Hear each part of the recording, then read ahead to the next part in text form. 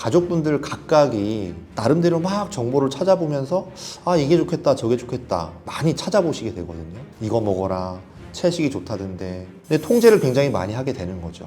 근데 사실은 환자분들도 자기 몸이니까 그 모르는 건 아니거든요. 자주 보는 케이스가 환자분한테는 비밀로 하는 경우가 간혹 있습니다. 네, 환자한테는 사기인 거를 비밀로 해주세요. 일단은 조금 말씀을 좀 숨겨주세요. 이렇게 하시는 경우가 종종 있습니다. 이거를 근데 언제까지 비밀로 해야 되느냐. 결국엔 시간이 지날수록 환자한테 계속 이렇게 저렇게 둘러대야 되거든요. 자꾸 거짓말이 하나가 되고 두 번이 되고 세 번이 되고.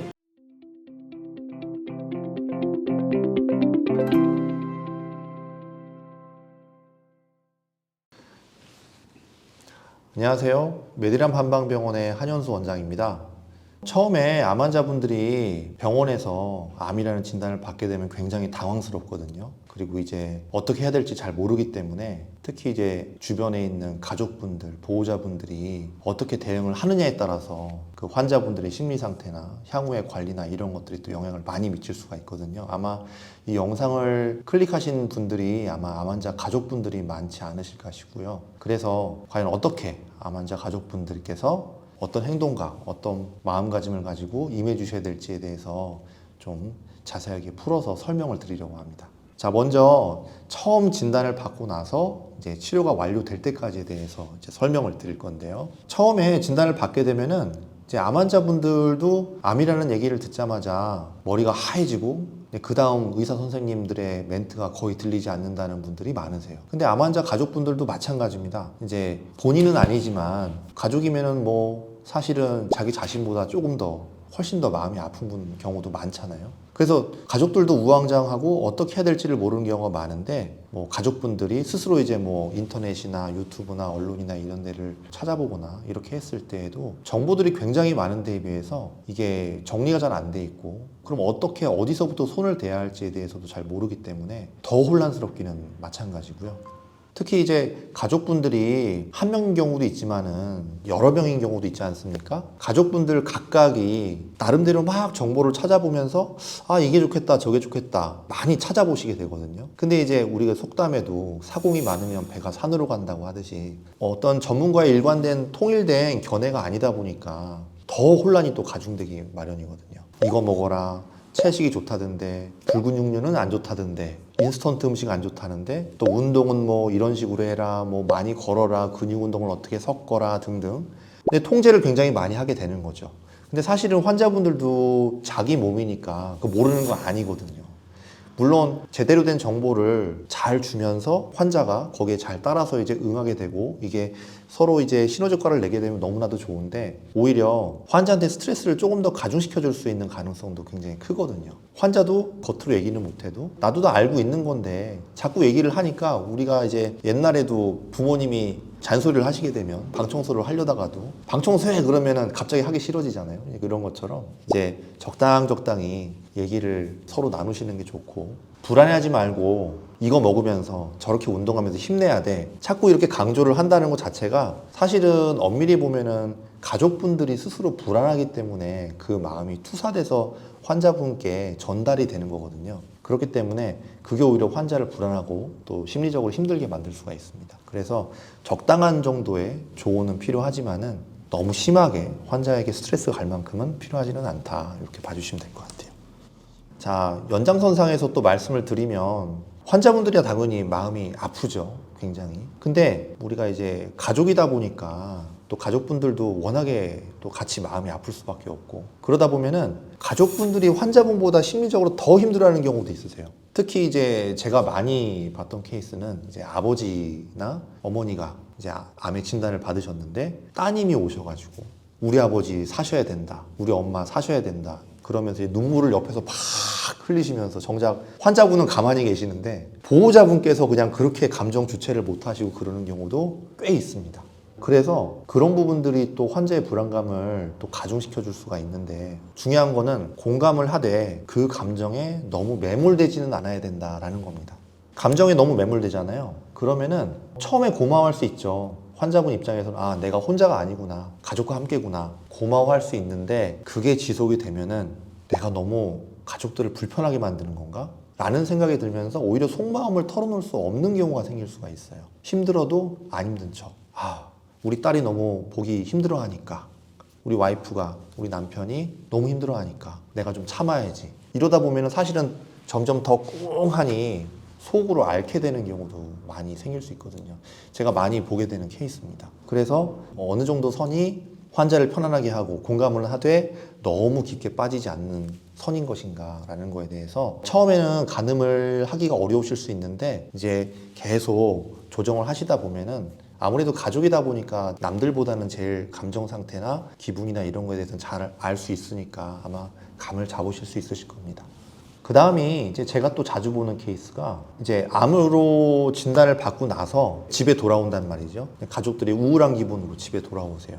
그러면은 사실은 그 다음부터 뭐 수술이 뭐 바로 그 다음 날부터 있는 것도 아니고 일정 기간 또 기다려야 되는 거 아닙니까? 근데 어쨌든 치료 받기 전에도 그렇고 치료받는 기간도 그렇고 이 암이라는 단어 자체에 대해서 집안 분위기를 좀 우울하게 만들고 이게 입 밖으로 나오게 되면은 또 더 침울해지고 그런다는 이유도 조심스럽고 왠지 또 그리고 암이라는 얘기를 하면 우리가 본능적으로 죽음이라는 단어가 또 연상이 되고 그러다 보니까 조심스러워 하시는 분들이 많으세요. 충분히 이해합니다. 근데 이거를 또 무한정 그렇게 계속 묻어둔다는 것도 사실은 심리적으로 그다지 건강한 거는 아니거든요. 가족들이 특히 이제 어느 정도 감정에서 빠져나왔거나 환자분도 이제 어느 정도 내가 암이구나 라는 거에 대한 현실적인 인식이 조금 들기 시작하면은 집안에서도 암이라는 단어를 어느 정도는 조금씩 자연스럽게 꺼내놓는 게 사실 필요합니다. 결국에 중요한 거는 암이라는 단어를 꺼내도 그래 나 암이지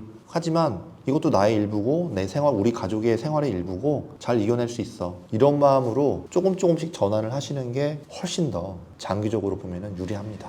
이러신 분들도 계세요. 우리 남편이 암으로 진단받았는데 갑자기 성격이 난폭해졌어요. 안 하던 욕도 하고 조그만 거에도 사소한 거에도 화를 내고 막 폭발하고 이런 경우도 많이 있고요.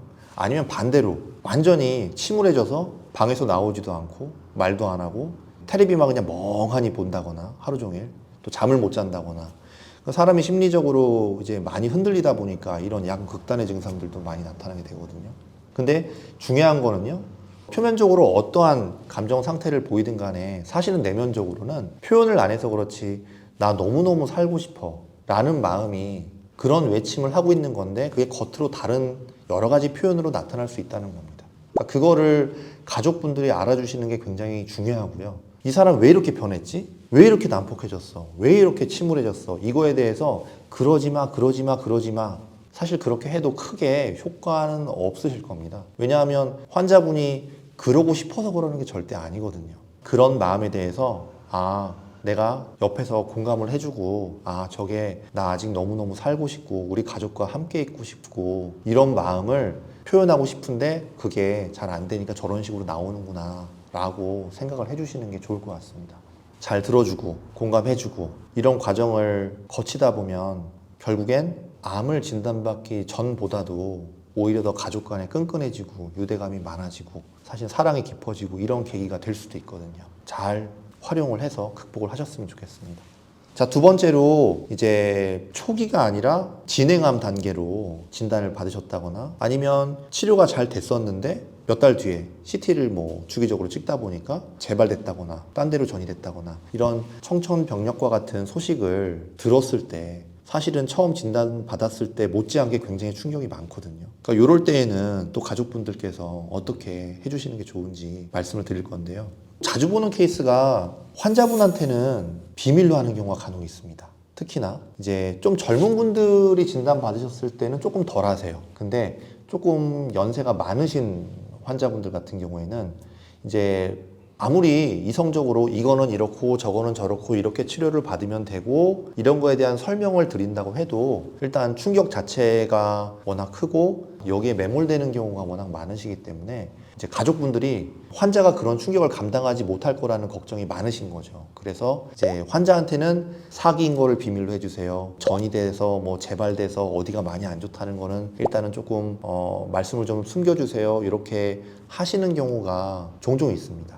단기간의 이점은 물론 있어요. 당장의 큰 충격, 그러니까 예를 들어서 가족분 예상대로 환자분이 아직 정서적으로 감당하기 어려운 상황일 수도 있긴 하거든요. 그런 경우에는 단기간 잠깐 숨고를 시간을 드리면서 조금 나중에 말씀드리는 것도 하나의 방법이 될 수 있습니다. 이거를 근데 언제까지 비밀로 해야 되느냐. 사실은 그 타이밍을 환자분, 보호자분들이 잘 잡지를 못하세요. 그렇다고 이게 딱 요 시기 때 하면 됩니다라고 무슨 법칙이 있는 것도 아니거든요. 결국에는 환자분이 견딜 수 있을 만한, 정서적으로 감내할 수 있을 만한 수준이다. 그러면은 말씀을 드려야 되는데, 만약에 그때까지도 말씀을 안 드리게 되면은 결국엔 시간이 지날수록 환자한테 계속 이렇게 저렇게 둘러대야 되거든요.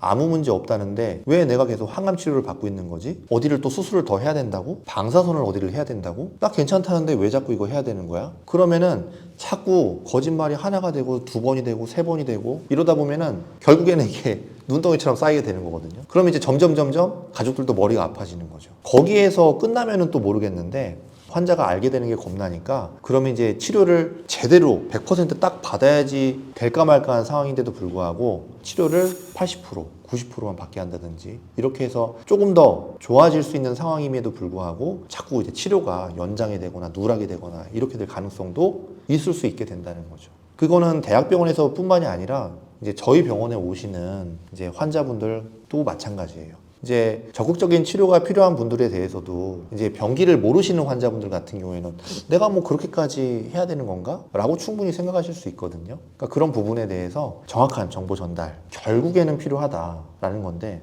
또 하나 단점이 있다면은 나중에 이제 알게 됐어요. 환자분이. 내가 이렇게 심각한 상태였어? 그러면은 가족도 여태까지 나를 속인 거였어? 라는 거에 대한 서운함도 물론 있을 수 있고요. 또 하나는 의료진, 내가 내 몸을 믿고 100% 맡긴 거지 않습니까? 입원을 했다는 거는, 또 어떤 치료를 받는다는 거는. 근데 여태까지 나한테 그러면 숨긴 거였어? 거짓말을 한 거였어? 결국 신뢰의 문제가 깨질 수 있다는 거죠. 그런 부분도 가볍게 볼 문제는 아닙니다. 이게 왜 중요하냐면요. 사실은 내가 그렇게 가벼운 상태만은 아니구나 라는 게 처음에는 충격일 수 있겠지만은 사실은 이거를 그래, 그렇지, 맞아 하고 어느 정도 수용을 하는 단계가 되면은 환자분께서 차분하게 자기의 인생을 돌아보면서 화해할 건 화해하고 혹시 뭐 사랑을 많이 못 줬던 대상이나 가족들에게는 더 많은 사랑을 나눌 수 있는 그런 기회가 될 수도 있고 평소에 못 나눴던 대화, 깊이 있는 얘기, 속에 담아뒀던 얘기 이런 것들을 서로 나누면서 우리가 묻어뒀던 그런 이제 감정들 그리고 사랑, 기쁨 이런 것들을 나누면서 유대가 끈끈해지고 그런 계기도 될 수가 있거든요. 물론 이제 아주 장기적으로 바라봐야 될 문제기는 하지만은 남은 시간이 젊은 사람처럼 아주 수십 년이 남아있는 게 아니고 사실은 치료가 어떻게 되냐에 따라서 짧게는 몇 개월, 길게는 뭐 몇 년 이게 나의 남은 일생이라고 한다면은 굉장히 가치 있게 쓸 수 있을 수 있는 시간인데 어떻게 보면은 병기를 숨김으로 인해 가지고 사실은 그 기회가 많이 뺏겨버린 걸 수도 있거든요. 그런 부분은 딱 이게 맞다 저게 맞다 완전히 다 정답처럼 말을 할 수는 없는 거겠지만은 제가 말씀드리는 부분도 한번 생각해 볼 필요는 있다라는 점에서 말씀드립니다. 자, 요 부분이 또 이제 힘든데요. 암이라는 게 사실은 뭐 감기나 뭐 어디 뭐 골절을 당했거나 이런 질환이라고 한다면은 사실은 이제 일정 기간 회복 기간이 있지 않습니까? 요 기간만 잘 견디면 괜찮아 라는 게 있는데 재발전이 됐다거나 아니면 뭐 좀 진행 상태가 좀 많이 되었다거나 그렇다고 하면은 이게 사실은 100m 달리기가 아니라 마라톤이거든요. 처음에는 보호자분들도 가족분들도 티를 못 내죠. 힘들다 어쩌다. 왜냐하면 뭐 아시겠지만 환자분보다 뭐 내가 더 안 좋겠어, 내가 더 힘들겠어 이런 생각을 하게 되니까요. 티를 안 내고 열심히 간호를 하고 이제 관리를 해드리고 이렇게 하죠. 근데 이게 마라톤이다 보니까 나중에는 결국엔 사람이다 보니까 지치는 겁니다. 이제 특히나 가족분들께서도 평소에 가지고 있던 뭐 지병이 있을 수도 있거든요. 뭐 고혈압, 당뇨, 고지혈증 이런 게 있을 수도 있고요. 근데 이제 환자분 케어를 해야 되다 보니까 내 몸 돌보는 게 자꾸 잘 안 되는 거죠. 병원에 같이 뭐 입원해서 뭐 보호자와 환자 관계로 돼 있을 때에는 잠도 제대로 못 자게 되고 먹는 것도 그렇고 피로 풀 시간이 많이 없고 그러다 보니까 관리가 잘 안 되기도 하고 심리적으로도 이제 내가 내 할 일을 이제 제대로 못하는 경우도 생기고 그러다 보니까 점점 더 그거에 대해서 스트레스도 받게 되고 처음에는 이제 환자분들도 그런 거에 대해서 내 가족이 나에 대해서 이렇게까지 돌봐주는구나 고마워하죠. 하지만 계속 이 기간이 길어지다 보면은 미안해지는 거예요. 특히나 이제 부모가 암 진단을 받았을 경우에 자식에 대해서 그런 마음을 더 많이 가지게 됩니다. 그러다 보면은 이제 아까 잠깐 나왔던 얘기지만은 환자분들도 아이고 내가 너무 아프다고 티내지 말아야지, 그런 문제가 생길 수가 있고요. 그래서 결국에는 이게 악순환이 되는 거죠. 서로 노력은 많이 하는데 서로 이제 플러스 플러스 되는 방향으로 가는 게 아니라 서로 마이너스 마이너스 되는 방향으로 갈 수밖에 없는 거라는 거죠. 그래서 중요한 거는 가족분들이 그렇다고 나 리프레시 좀 해야겠어, 뭐 해외여행 좀 가야지, 뭐 이런 수준이 아니라 하다못해 뭐 반나절 하루라도 뭐 잠깐 뭐 어디 뭐 바람을 쐬고 온다든가 뭐 이런 정도는 가능하실 수 있고요. 특히나 가족분들이 한 사람이 아닐 경우에는 보호자 역할을 한 사람한테 몰아줘서는 안 됩니다. 물론 이제 병원과 소통을 하는 보호자분은 창구를 하나로 해서 한 분이 맡으실 필요가 있어요. 그거는 이제 혼선을 피하기 위해서 그러는 건데, 그 부분이 아니라 환자를 케어하는 관점에서 가족분들이 역할을 해주실 때에는 여러분들이 돌아가면서 맡아서 역할 분담을 해주는 게 서로 간에 힘든 부분들을 좀 피할 수 있다라는 거고요. 가족의 정신건강에 받쳐줘야지, 그래야지 환자의 스트레스도 결국 적어지는 거거든요. 그래야지 서로 더 격려도 할 수 있고 그런 거니까 그렇게 봐주시면 될 것 같고요. 또 하나 이 부분도 참 조심스러운 부분인데요. 우리 아빠는, 우리 엄마는 무슨 일이 있어도 꼭 완치될 거예요. 필요한 말입니다. 필요한 말이고 일정 부분 그런 격려는 상당히 필요하기는 하지만은 좀 상태가 많이 안 좋으시거나 아니면 항암이나 방사선 이런 치료를 한다고 해도 장기적으로 봤을 때 상당히 좋은 결과를 얻기에는 조금 어려운 부분이 있다거나 이런 게 너무 눈에 뻔히 보이는 상황에 있어서는 어느 정도 살짝 현실 감각을 조금 가지실 수 있게 말씀을 드리는 것도 필요해요. 그러니까 뭐 예를 들면은 뭐 사기시고 원발이 뭐 대장에 있는데 간으로 가 있다, 많이 퍼져 있다, 싹 다 없어지고 항암이나 방사선 치료나 뭐 여러 가지 기타 다른 치료로 싹 다 없어질 수 있다, 뭐 그러면 너무나도 좋죠. 그런데 이런 정도 톤으로 환자분이 말씀하실 때 지금 이런 치료를 받으면은 지금보다는 많이 증상이나 이런 게 개선될 수 있고 암도 많이 줄어들 수 있대. 뭐 근데 일단은 그 다음에는 또 어떻게 될지 좀 지켜봐야 된다고 하니까 일단은 지금 주어진 거 치료 잘 받고 좋아질 수 있다니까 그때 우리 또 열심히 또 관리하면서 잘 지내보자, 이런 식으로 이런 톤 정도로 말씀을 해주시면 제일 좋을 것 같아요.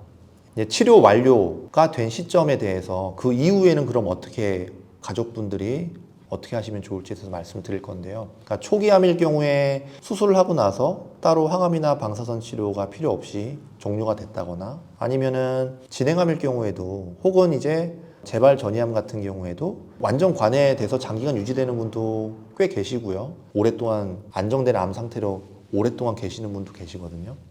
처음에는 가족이나 아니면은 환자분들이 똘똘 뭉쳐서 아주 초긴장 상태로 몇 달을 보내게 되거든요. 자, 그런데 이제 계속 비슷한 상태가 반복이 되다 보면은 사실 사람인지라 또 그 상황에 대해서도 좀 어느 정도 익숙하게 되기 마련이고요.